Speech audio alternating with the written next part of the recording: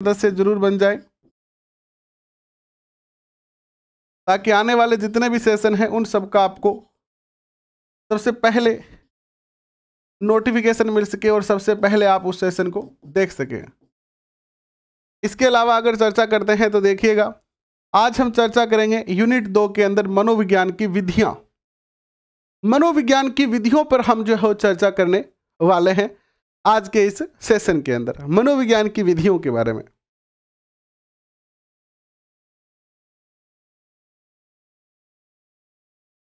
रंजीत जी कैसे हैं आप? देखिए, मनोविज्ञान की विधियां आपने पहले भी पढ़ रखी है। एक तो होती है सब्जेक्ट की विधियां, जैसे हिंदी की टीचिंग मेथड है, इंग्लिश का टीचिंग मेथड है, एसएसटी का टीचिंग मेथड है। हम टीचिंग मेथड की बात नहीं कर रहे हैं, हम बात कर रहे हैं मनोविज्ञान की विधियां कि मनोविज्ञान में अगर किसी व्यक्ति का अध्ययन करना है, वो टीचिंग मेथड तो अलग है। हम बात कर रहे हैं कि मनोविज्ञान किसी पशु का, किसी मानव का, किसी बच्चे का कैसे अध्ययन करता है। हम मनोविज्ञान की सहायता से, साइकोलॉजी की सहायता से कैसे किसी का अध्ययन कर सकते हैं। हम आज इस पर मुख्य रूप से जो है चर्चा करने वाले हैं। तो देखिए, इस सेशन में जो विधियां पढ़ रहे हैं वो कौन कौन सी विधियां हैं, और यहां से क्वेश्चन आता है निश्चित तौर पर। सबसे पहले विधि जो हमारी है वो है निरीक्षण विधि। कुछ बच्चे, मैं कमेंट देख रहा था आपके, कुछ बच्चे कह रहे थे कि कल हमें एक ही पीडीएफ मिली, सेशन 2 हो चुके हैं। तो मैंने 2 सेशनों की एक पीडीएफ दी है। पीडीएफ आपको उस दिन मिलेगी जिस दिन हमारा चैप्टर पूरा हो जाएगा। जिस दिन हमारा चैप्टर पूरा हो जाता है उस दिन आपको जो है पीडीएफ प्रोवाइड करवाई जाएगी। तो पूरे चैप्टर की एक ही पीडीएफ दी जाएगी ताकि आपको बार बार परेशान न होना पड़े। और साथ में वन लाइनर क्वेश्चन भी मैंने आपको दिए थे कल, और इसके भी वन लाइनर क्वेश्चन साथ में ही आपको जो है मिलने वाले हैं।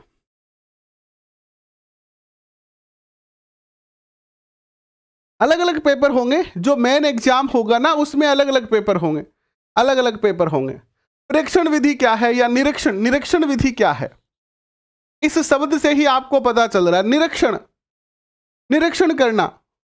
आप एक अध्यापक हैं, अध्यापक को छोड़ो एक बार, आपके घर में विवाह है या आपके परिवार में शादी है, और आपके जहां पर जैसे आपके परिवार में शादी है तो आपके पिताजी ने कह दिया कि आप, जैसे 3 भाई हैं, एक भाई को कह दिया कि तुम हलवाई का पूरा काम देखोगे, पूरा निरीक्षण करोगे कि हलवाई को कितना सामान चाहिए, कितना सामान उनको लाके दे दिया है, कहीं कोई वेस्टेज तो नहीं हो रहा है, कहीं हलवाई बादाम के 2-3 किलो थैली भर के घर पे तो ना ले गया हो।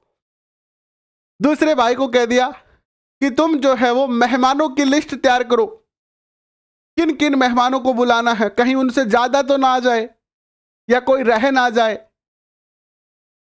और जब पार्टी में आए तो एक एक का निरीक्षण करना कि कहीं बिना बुलाए तो कोई ना आ गया हो। ऐसा नहीं होता है, बट आता नहीं है कोई बिना बुलाए आजकल। तीसरे भाई को गाड़ियों को जिम्मेदारी दे दी कि बारात जाएगी तो सब गाड़ियां तुम्हारे नियंत्रण में रहेगी, तुम सबका निरीक्षण करोगे, कोई तेज ना चलाए, कोई धीमा ना चलाए, सब एक साथ चले। तो निरीक्षण शब्द का इस एग्जाम्पल के जरिए आपको अर्थ समझ में आ गया कि निरीक्षण क्या होता है। किसी दूसरे व्यक्ति के द्वारा जो कार्य किया जा रहा है उस कार्य को देखकर उसका आंकलन करना, ऑब्जर्व करना, इंग्लिश में ऑब्जर्व कह सकते हैं हम इसे, क्या कहलाता है, निरीक्षण करना कहलाता है। तो क्या कहा है कि निरीक्षण को प्रेक्षण विधि कहा जाता है, निरीक्षण को प्रेक्षण विधि भी कहा जाता है, प्रेक्षण विधि भी कहा जाता है। सन 1913 में जेबी वॉटसन ने व्यवहारवाद की स्थापना की तो मनोविज्ञान को नए ढंग से परिभाषित करते हुए यह कहा कि मनोविज्ञान व्यवहार का विज्ञान है जिसका अध्ययन विधि अंतर्निरीक्षण न होकर, जिसका अध्ययन मनोविज्ञान का अध्ययन हम अंतर्निरीक्षण विधि से न होकर, मनोविज्ञान का अध्ययन अंतर्निरीक्षण विधि से नहीं हो सकता। इसकी जगह प्रक्षेपण विधि अर्थात ऑब्जर्वेशन मेथड का उपयोग करना पड़ेगा। संरचनावाद ने यह कही थी कि हम अंतर्निरीक्षण कर सकते हैं। अंतर्निरीक्षण की विधि किसने दी थी? ये संरचनावाद ने दी थी। और व्यवहारवाद ने किसको दिया था? इस प्रेक्षण विधि को व्यवहारवाद ने दिया था। तो क्या कहा देखिएगा, इस विधि में अध्ययनकर्ता प्राणी या जीव के व्यवहार को निष्पक्ष भाव से प्रेक्षण या अवलोकन करता है, अपने व्यवहार के आधार पर एक विशेष रिपोर्ट तैयार करता है, जिसका विश्लेषण कर वह उस प्राणी के व्यवहार के बारे में एक निश्चित निष्कर्ष पर पहुंचता है। यानी जैसे आप टीचर हैं और आप अपनी कक्षा के जो बच्चे हैं उनका निष्पक्ष भाव से क्या कर रहे हैं, अवलोकन कर रहे हैं, और अवलोकन के आधार पर एक डाटा तैयार करते हैं, एक रिपोर्ट तैयार करते हैं, और उस रिपोर्ट के आधार पर एक निश्चित निष्कर्ष निकालते हैं और आप रिजल्ट जारी करते हैं किसी व्यक्ति के बारे में, किसी संस्था के बारे में, बच्चों के बारे में। यही होता है निरीक्षण विधि। और अच्छे से समझने के लिए आप ऐसे समझिए कि किसी विशेष संदर्भ में, जैसे हम किसी के व्यवहार का अध्ययन करना चाहते हैं, तो हम देखेंगे कि बालक छोटे बच्चों के साथ कैसा व्यवहार कर रहा है, अपने बराबर वालों के साथ कैसा व्यवहार कर रहा है, और जो उनसे बड़े हैं उनके साथ कैसा व्यवहार कर रहा है, किस बात पर बालक को क्रोध आता है, किस बात पर वो खुश होता है। इन सारी चीजों को हम चुपचाप देखते रहेंगे और लिखते जाएंगे, और यह तरीका ही क्या कहलाता है, निरीक्षण कहलाता है। ठीक है, यही तरीका क्या कहलाता है, निरीक्षण कहलाता है।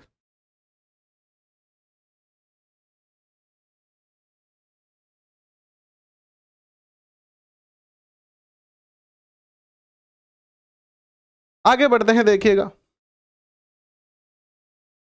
प्रेक्षण या ऑब्जर्वेशन को वस्तुनिष्ठ बनाने के लिए प्राणी के व्यवहार का अवलोकन वह भिन्न भिन्न परिस्थितियों में करते हैं।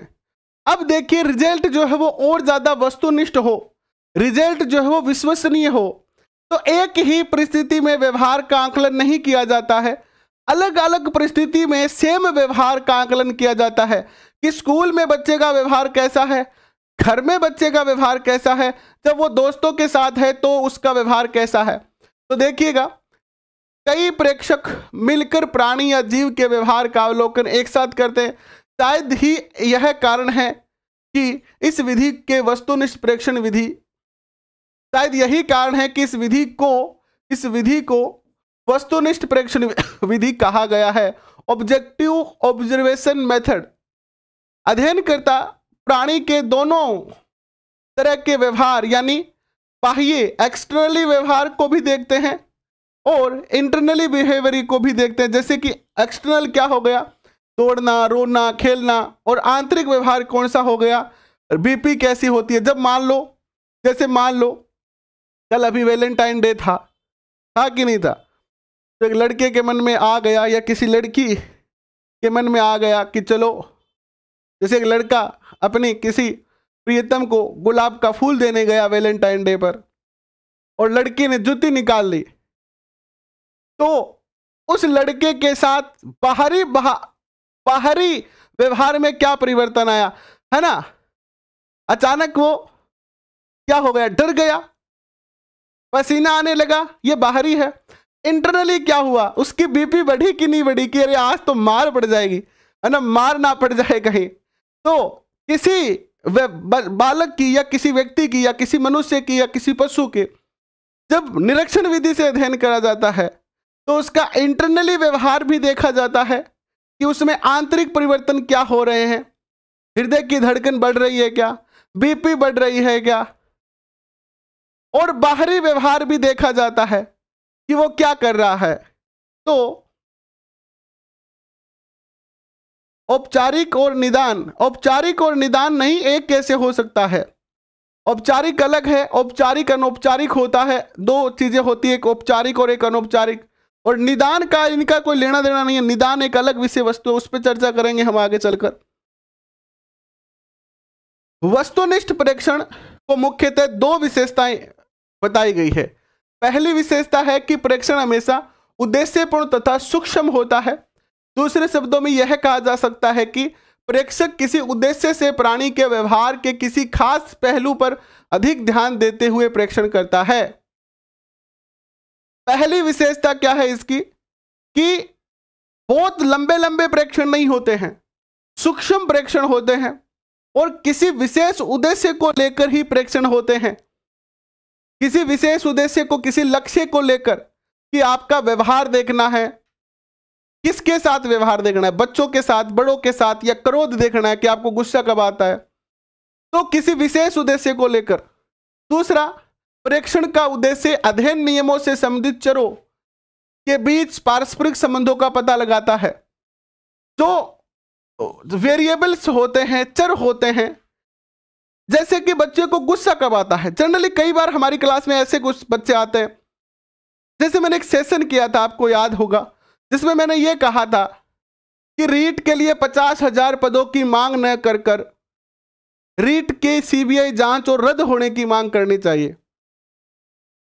जब ये मैंने सेशन किया तो मेरे पास कॉल आने लगे बच्चों के, बोले कि सर आप तो ये गलत कर रहे हो, थोड़ा ऐसे ऐसे तू तड़ा करके बात की, है ना, थोड़ा सा ऐसे ज़्यादा गुस्से में बात की। तो मैंने कहा वो मेरे भाई, करने वाले तो कौन है, माननीय मुख्यमंत्री जी हैं। मैंने तो अपना एक पक्ष रखा है और आपको एक सही गाइडलाइन दी है। तो वो बड़ा क्रोधित हुआ कि हम आपको घेर लेंगे, ये वो देखो हम तो आपसे माफी मांग लेंगे भैया, अगर आपको हमारी बात का बुरा लगा है तो माफी मांग लेंगे, लेकिन सत्य यही है। तो उस बच्चे ने ऐसा मेरे साथ क्यों किया, यानी मेरे साथ उसने ऐसा व्यवहार क्यों किया, इसके पीछे कारण है। तो अगर कोई बालक क्रोध करता है तो ये जो चर है इसका अध्ययन किया जाता है कि कोई अगर क्रोध कर रहा है तो उस क्रोध के करने के पीछे का कारण क्या है। तो इसमें किसी व्यवहार के पीछे के वेरिएबल का भी अध्ययन किया जाता है कि अगर बालक कोई व्यवहार कर रहा है, चाहे वो अच्छा हो चाहे वो बुरा हो, उसके पीछे का क्या थ्योरी है, क्यों, कारण क्या है उसके पीछे का। देखिएगा, प्रेक्षण विधि निम्नलिखित 3 प्रकार से, प्रेक्षण जो 3 प्रकार से कर सकते हैं हम।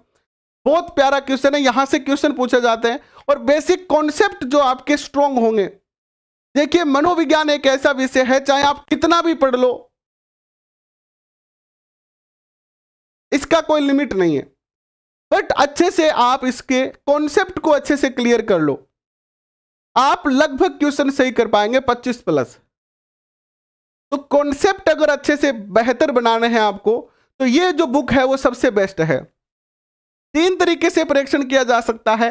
एक तो सहभागी परीक्षण हो सकता है, एक हो सकता है असहभागी परीक्षण, और एक हो सकता है स्वाभाविक परीक्षण। आगे है क्या इसके बारे में डिटेल?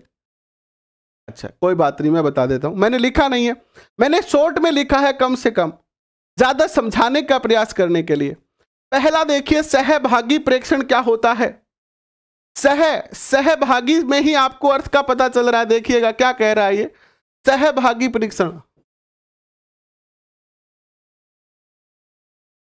अच्छा, भागी शब्द से एक मेरे बात याद आई, एक अभी अभी हाल ही में एक चर्चा चल रही थी कि जो विवाह की आयु है वो 21 वर्ष की जाए, विवाह की जो आयु है तो 21 वर्ष की जाए। तो मैं एक क्लास में था, वहां पर बच्चों को बोलने का अवसर मिलता था, यानी बच्चे अपनी बात बोल के कह सकते थे, है ना। तो मैंने पूछा बच्चों से, आप अपनी राय बताएं कि अगर 21 वर्ष कर दी जाए तो क्या होगा। तो बच्चे ने क्या रिप्लाई किया, लड़की ही थी वो, कि सर 21 वर्ष नहीं होनी चाहिए क्योंकि इससे ऐसा मानते हैं कि लड़कियां भाग जाएगी। ये एक गलत बात है, ऐसी धारणा नहीं होनी चाहिए। आज की जो हमारी बहनें हैं वो बड़ी मैच्योर हैं, समझदार हैं, लक्ष्य को जानती है। तो भागना एक गलत शब्द है, पुराने समय में काम लेते थे इसका, आजकल हम नहीं ले सकते इस शब्द का उपयोग।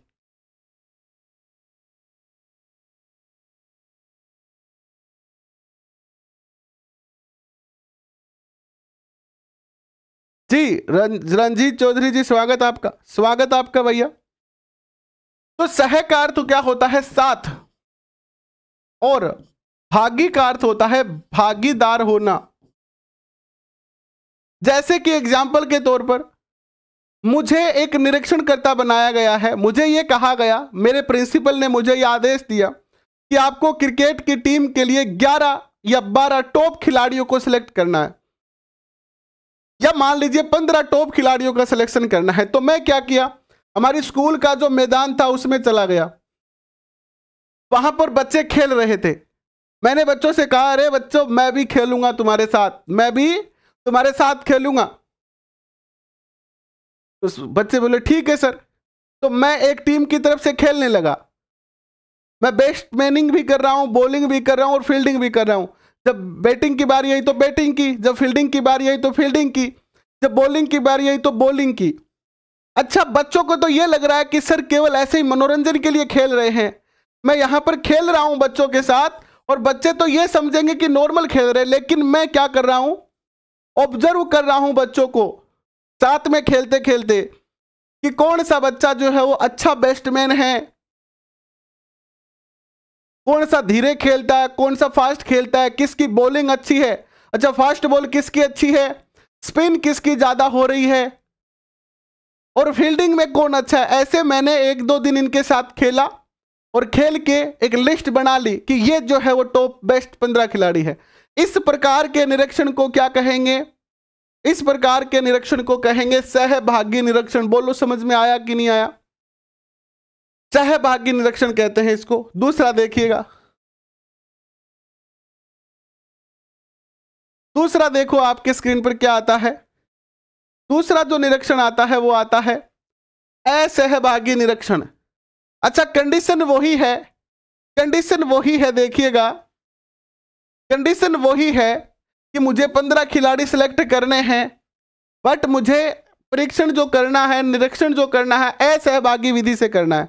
तो मैं क्या करूंगा, यहां बच्चे खेल रहे हैं, यहां बच्चे खेल रहे हैं, मैं यहां पर खड़ा हो गया या मैं यहां पर खड़ा हो जाऊंगा, यानी मैदान के एक कोने पे खड़ा हो जाऊंगा और सारे बच्चों का निरीक्षण करूंगा, देखूंगा कि कौन कितना बेटर खेल रहा है। तो ये जो विधि हो गई वो क्या हो गई, असहभागी, यानी शामिल नहीं होना, नॉन पार्टिसिपेंट ऑब्जर्वेशन। और तीसरा होता है स्वाभाविक प्रेक्षण, नेचुरल प्रेक्षण करना, स्वाभाविक प्रेक्षण, यानी बच्चे को नहीं पता है कि उसका प्रेक्षण हो रहा है और मैं बच्चे के साथ जैसे कक्षा में, खेल के मैदान में, रास्ते में लंबा चलता है ये प्रेक्षण और मैं उसकी स्वाभाविक क्रियाओं को नोट करता जा रहा हूं। तो ये स्वाभाविक प्रेक्षण जो है वो कहलाता है। ठीक है, तीनों में किसी को कोई दिक्कत है तो कमेंट में लिखे, मैं फिर से समझाता हूं, फिर आगे चलते हैं। एक बार सारे बच्चे शेयर कर दें, क्योंकि आपका एक शेयर करना, आपका क्या पता किस बच्चे के पास पहुंच जाए और वो बच्चा घर पे बैठ के पढ़ रहा हो और उसको इससे फायदा हो और सिलेक्शन हो जाए। तो प्लीज आप ऐसा कर सकते हैं अगर आपको अच्छा लगे तो। देखिए, प्रेक्षण विधि के गुणों की चर्चा करते हैं, इसके कुछ दोष भी है, पर पहले गुणों की चर्चा करते हैं। इस विधि में मनोविज्ञान का अध्ययन काफी विस्तृत किया जाता है। अंतर्निरीक्षण विधि का प्रयोग सिर्फ वयस्क व्यक्तियों पर ही किया जा सकता है। अंतर्निरीक्षण जो विधि थी, जो कि विलियम वुंट ने दी थी, उसका तो प्रयोग केवल हम जो वयस्क बच्चे। अंतर्निरीक्षण में क्या होता है कि मैं अपने बारे में स्वयं बताऊंगा कि मुझ में क्या कमियां हैं, क्या जो मेरे में है अच्छाइयां हैं। तो ये तो केवल वयस्क व्यक्तियों पे की जाती है। फलस्वरूप मनोविज्ञान ने सिर्फ इन्हीं व्यक्तियों की मानसिक प्रक्रियाओं का अध्ययन किया। परंतु प्रेक्षण जो विधि है, इसका प्रयोग छोटे छोटे बच्चों, वयस्क, पागल, अपाहिज, पशुओं, इन सब पर किया जा सकता है। फलस्वरूप यह विधि काफी, इसका कार्य क्षेत्र जो है वो काफी विस्तृत है। तो पहला गुण क्या हो गया कि प्रेक्षण विधि का कार्य क्षेत्र क्या है, विस्तृत है। दूसरा गुण, इस विधि में एक समय में एक से अधिक प्राणियों का अध्ययन, निरीक्षण आसानी से किया जा सकता है। यानी अध्ययनकर्ता भीड़ के व्यवहार का अध्ययन कर सकता है। तो दूसरा गुण हो गया कि एक समय में अधिक प्राणियों के व्यवहार का क्या किया जा सकता है, निरीक्षण किया जा सकता है। इस विधि का प्रयोग काफी आसानी से करके उस तरह के व्यवहार के बारे में जाना जा सकता है। तीसरा गुण इसका यह है कि इस विधि से प्राप्त आंकड़ों का सांख्यिक विश्लेषण किया जा सकता है, स्टैटिकल एनालाइज किया जा सकता है, क्योंकि प्राय आंकड़े आवर्ती प्रतिशत आदि में प्राप्त होते हैं। और इसका परिणाम यह होता है कि प्रेक्षण विधि से प्राप्त निष्कर्ष की वैधता अच्छी होती है। देखिए अंतःनिरीक्षण विधि जो थी, जो कि विलियम वुंट और टिचेनर ने दी थी, उसमें तो प्रेक्षण करता भी मैं हूं और निरीक्षण करता भी मैं हूं और मेरा ही प्रेक्षण हो रहा है। तो उसमें जो डाटा आते हैं ना, उसके जो डाटा है वो इतने ज़्यादा विश्वसनीय नहीं है, बट इनके डाटाओं का विश्लेषण किया जा सकता है क्योंकि ये मटेरियल जो है वो डाटा होता है और इनकी आवृत्ति भी होती है, प्रतिशत भी होता है, तो इनकी जो वैधता है वो कहीं ज़्यादा अच्छी है। बट ऐसा नहीं है कि इस विधि में कोई दोष नहीं है, इस विधि में भी कुछ दोष है। आइए कमियों की बात करते हैं, दोष की बात करते हैं। लखन सिंह जी भरतपुर से, कैसे हैं आप?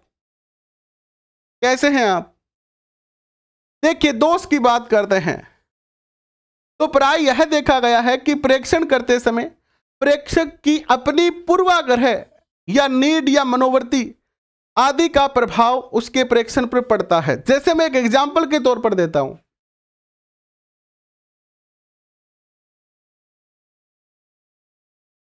हर व्यक्ति का, देखो समाज में जो व्यक्ति रहता है ना, उसका एक जो है वो नजरिया होता है, ठीक है, नजरिया होता है एक, और वो जो नजरिया है उसका, वो जो एटीट्यूड या उसकी जो मनोवृत्ति है वो उसको प्रभावित किए बगैर नहीं रह सकती, ठीक है। जैसे मैं ये मानता हूं, जैसे मैं ये मानता हूं कि प्रत्येक जो बालक है, प्रत्येक जो बालक है वो विशिष्ट है, प्रत्येक बालक में कुछ ना कुछ विशेष गुण है, प्रत्येक बालक कुछ ना कुछ अलग कर सकता है, ठीक है। और मुझे परीक्षण करने के लिए कुछ ऐसे बच्चों के साथ भेज दिया जो मानसिक रूप से कमजोर है या विकलांग है, तो उन कमजोर और विकलांग बच्चों में भी मुझे क्या दिखेगा, मेरा नजरिया कैसा है कि प्रत्येक बच्चे के अंदर कुछ विशिष्टता होती है। तो यह नजरिया जो है मेरा, उसके कारण मैं थोड़ा सा प्रभावित हो जाऊंगा और मुझे वहां पर जो है क्या है, मुझे उन विकलांग बच्चों में, उन मानसिक रूप से कमजोर बच्चों में भी विशिष्टताएं दिखेगी, कुछ अच्छाइयां दिखेगी।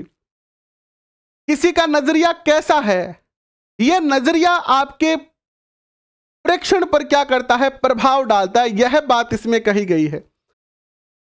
तो मनोवृत्ति आदि का प्रभाव प्रेक्षण पर पड़ता है। दूसरे शब्दों में यह कहा जा सकता है कि प्रेक्षक द्वारा किए गए प्रेक्षण वस्तुनिष्ठ न होकर आत्मनिष्ठ हो जाता है और ऐसी परिस्थिति में प्राप्त निष्कर्ष जो है वो विश्वसनीय और वैध नहीं हो सकते हैं, क्योंकि हमने तो प्रयास यह किया कि हम वस्तुनिष्ठ प्रेक्षण करें, बट अगर हमारे पर्सनल जो विचार हैं या हमारी मनोवृत्ति जो है उस परीक्षण को प्रभावित कर देती है, तो जिसके कारण वो डाटा जो है वो इतना ज्यादा वैध न रहकर क्या हो जाता है, वस्तुनिष्ठ से आत्मनिष्ठ हो जाता है।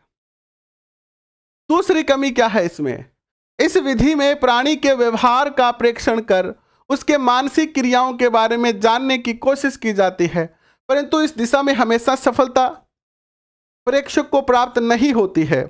इसके लिए एक उदाहरण दिया इन्होंने, एक उदाहरण दिया है कि दो महिलाएं हैं जो माँ बेटी है, दो महिलाएं हैं ए और बी है, और ये काफी समय के बाद मिली है, तो दोनों की आंखों में आंसू आ गए, दोनों की आंखों में आंसू आ गए हैं, और मैं प्रेक्षण करता हूं, मैं उनको दूर खड़ा हुआ देख रहा हूं कि अच्छा लड़की रो रही है और मां भी रो रही है, तो मैंने तो नोट कर दिया कि लड़की अपने ससुराल से बहुत दुखी है, इसलिए मां को देखते ही रोने लगी,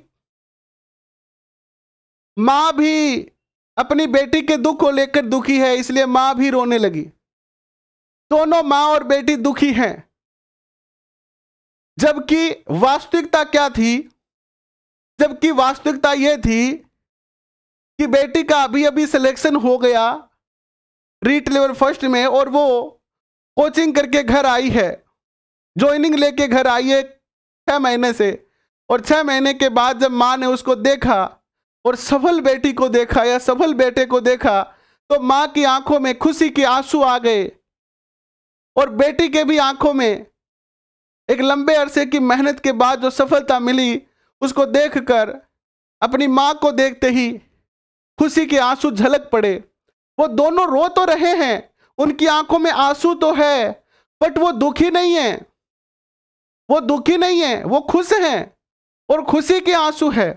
तो यह भी एक कमी है कि प्रेक्षण करने वाला व्यक्ति कभी कभी जो है वो कभी कभी वास्तविक दिशा का या वास्तविक दशा को नहीं समझ पाता है, जिससे रिजल्ट जो हो बिल्कुल उल्टा हो जाता है। जिससे क्या हो जाता है, जो रिजल्ट है वो विपरीत हो जाता है। यही उदाहरण यहां पर दिया गया है। तीसरी कमी क्या है कि इस विधि में प्रेक्षण स्वाभाविक एवं नियंत्रित परिस्थिति में किया जाता है, जिसका परिणाम यह होता है कि प्राप्त निष्कर्ष व्याख्या उचित कारण संबंध के रूप में नहीं की जा सकती है। जैसे कि कॉलेज के एक छात्र सांप देखकर डर जाते हैं। क्या कहा गया है कि यहां जो ऑब्जर्वेशन किया जाता है वो एक एनवायरनमेंट में किया जाता है। अच्छा, उदाहरण के तौर पर समझाया गया है कि एक कॉलेज के अंदर कुछ छात्राएं जो है वो सांप को देखकर डर जाते हैं, कुछ छात्र छात्राएं। ये तो स्वाभाविक क्रिया है, डर गए, लेकिन डरे किससे हैं? वो सांप को देख के डरे हैं कि सांप के आकार को देख के डरे हैं? डर किसका है? अच्छा, आपके घर मान लो आप जहां कहीं पर भी हो, आप एक छोटा सा सांप का बच्चा, इतना सा बच्चा आ गया, कौन कौन डरेगा बताओ? इतना सा सांप का बचिया, बचिया कहते हैं ना अपन सांप का, तो सांप का बचिया दिख गया आपको गली में, डरोगे क्या? सांप के बचिए से डरोगे? कोई नहीं डरेगा, कोई नहीं डरेगा ना। है तो ये सांप ही, आकार छोटा है ना, इसका आकार छोटा है।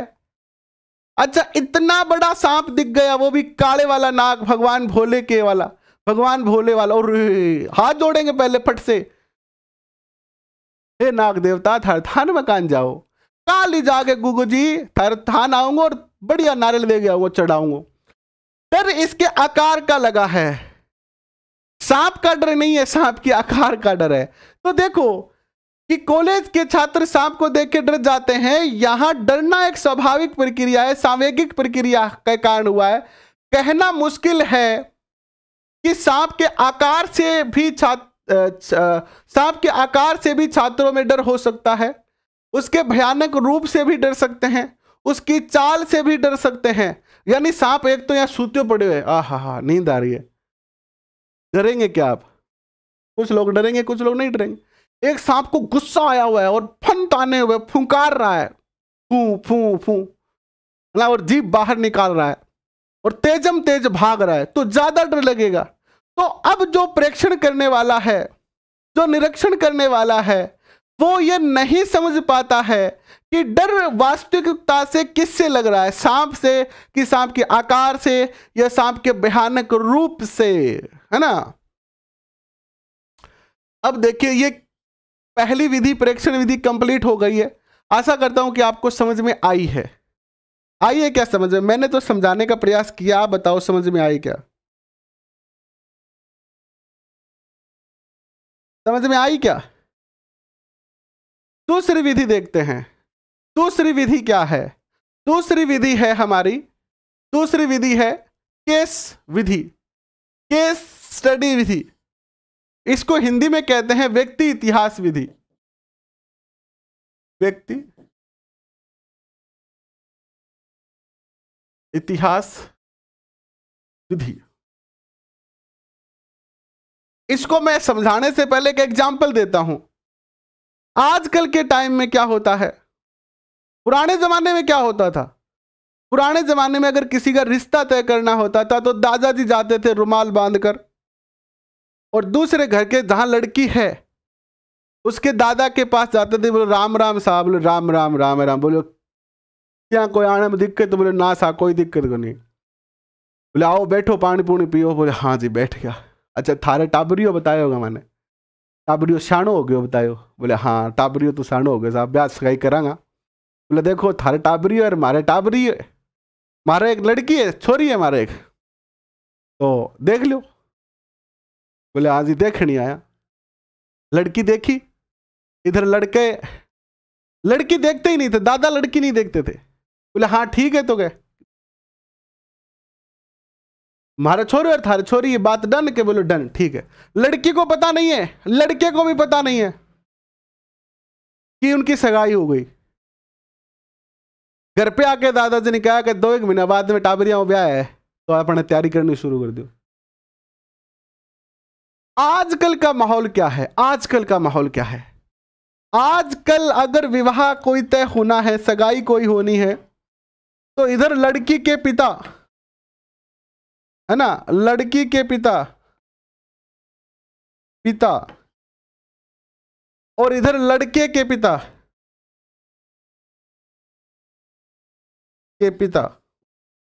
अच्छा, लड़की के पिता थोड़ी ज्यादा छानबीन करेंगे। क्यों करेंगे? क्योंकि लड़की उनकी है और वो किसी दूसरे के घर में जा रही है, तो कोई भी बाप ऐसा नहीं चाहेगा कि उनकी बेटी किसी गलत जगह जाए। तो लड़की के पिता बहुत ज्यादा पहले तो पता लगाएंगे कि अच्छा कि बांग लड़को है, दिखाओ अब 3rd ग्रेड में सिलेक्शन होना रो है ना, रीट फर्स्ट लेवल को है वो। अच्छा फिर बैठा बे गांव में दिखा बांगा रिश्तेदार है, पन फोन कर सी कि यार वो थारा एक टाबरी यार वो रीट में सिलेक्शन होना रो, बात सही है ये?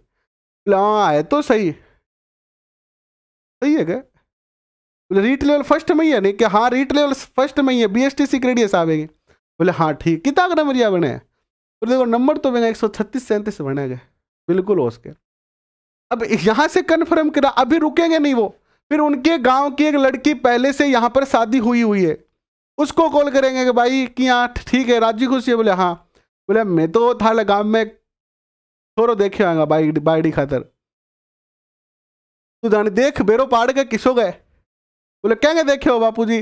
बोले बांगा देखिए। बोले हाँ मैं थाना नहीं 2 दिन बताऊंगी। तो वो लड़की फिर महिलाओं से, उस मोहल्ले की महिलाएं हैं उनसे सूचना निकाल के लेके आएगी लड़के के बारे में। तो पूरी तहकीकात, लड़का शराब पीता है कि बीड़ी पीता है कि गांजा पीता है कि चाय पीता है कि पानी पीता है, और फिर जाके रिश्ता होता है। तो केस अध्ययन विधि ये है, ये केस अध्ययन विधि है। आजकल जन्म से लेकर और वर्तमान स्थिति तक का पूरा अध्ययन किया जाता है। और इसी प्रकार की केस अध्ययन विधि की स्थिति है कि अगर कोई विशेष बालक है, जैसे कोई अपराधी बालक है, कोई कमजोर बालक है, खास तौर पर विशेष बालकों का किया जाता है, तो उसका पूरा बायोडाटा क्रिएट किया जाता है, उसका पूरा हिस्ट्री निकाला जाता है, खंगाला जाता है पूरा का पूरा इतिहास, और फिर चलकर जो है क्या किया जाता है, तय किया जाता है कि क्या करना है क्या नहीं करना है ना? यही तो होता है। देखिए क्या होता है। केस अध्ययन विधि विज्ञान की यह प्रमुख विधि है। इस विधि का उपयोग नैदानिक मनोविज्ञान द्वारा व्यक्तियों के रोगात्मक लक्षणों को पहचान करने, उनके कारणों का पता लगाने में काफी किया जाता है। यही कारण है कि इसे नैदानिक विधि कहा जाता है। क्लिनिकल मेथड, यानी यह विधि मुख्य तौर पर किसी व्यक्ति के कारणों को समझने के लिए किया जाता है ताकि उसका उपचार किया जा सके, इसीलिए इसको क्लिनिकल नैदानिक विधि भी जो है वो कहा जाता है। ठीक है, इस विधि में क्या होता है देखिएगा। इस विधि में मनोविज्ञान किसी एक व्यक्ति के व्यवहार को समझने के लिए उसके जीवन के सभी तरह की घटनाएं जो उसके साथ मां के गर्भ में आने के समय से ही घटित हो रही है का एक विस्तृत इतिहास तैयार करते हैं। इसलिए इस विधि को केस विवरण विधि अर्थात केस हिस्ट्री मेथड भी कहा जाता है। इसके प्रमुख गुण क्या है देखिएगा, इसके प्रमुख गुणों की चर्चा करते हैं। नैदानिक विधि में मनोविज्ञान चूंकि प्रत्येक अध्ययन किए जाने वाले व्यक्ति का एक अलग विस्तृत इतिहास तैयार करके उसके कारणों का पता लगाया जाता है, इसलिए इस विधि द्वारा व्यक्ति का गहन अध्ययन किया जाता है, डीप स्टडी की जाती है। डीप स्टडी कि कहीं जब बच्चा पेट में था तो मां शराब तो नहीं पीती थी, कहीं बच्चा जब पेट में था गर्भ में था तो मां सिगरेट तो नहीं पीती थी, कहीं जब बच्चा मां के गर्भ में था तो पति पत्नी की लड़ाई हो के कहीं पत्नी ने या पति ने एक दूसरे को धक्का मुक्की किया हो और पत्नी गिर गई हो तो बच्चे को चोट तो ना लग गई होगी। अच्छा, डिलीवरी के समय डॉक्टर से कोई चोट तो नहीं लग गई होगी। बच्चा जन्म लेने के बाद कहीं गिर तो नहीं गया होगा जिससे मानसिक चोट लग जाए, जैसे मस्तिष्क पे कोई इफेक्ट पड़ जाए। फिर बच्चा बड़ा होने लगा तो कहीं वो कैसे लोगों के साथ रहता था, दोस्त उसके कैसे थे, क्या वो गुस्सा करता था कि नहीं करता था, उसकी दिनचर्या क्या होती थी, उनके पड़ोसियों से, उनके माता पिता से, उनके दोस्तों से, ये पूरा जो है वो विस्तार से जो है डाटा क्या लिया जाता था, अध्ययन करने के लिए लिया जाता था।